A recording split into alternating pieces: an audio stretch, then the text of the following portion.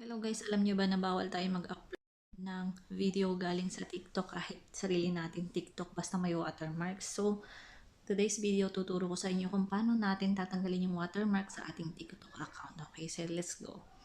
Punta tayo sa ating TikTok and then home and then check mo yung profile, click mo yung profile and then pili ka ng video na gusto mo na i-share sa iyong Facebook or sa iyong Reels. For example, ito.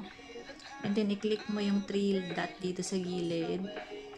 I-copy link mo lang siya guys and then punta tayo sa Google Chrome and then cancel and then i-search mo yung Snaptik.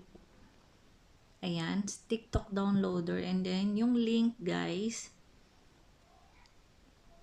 i-paste mo siya dito and then click mo lang yung download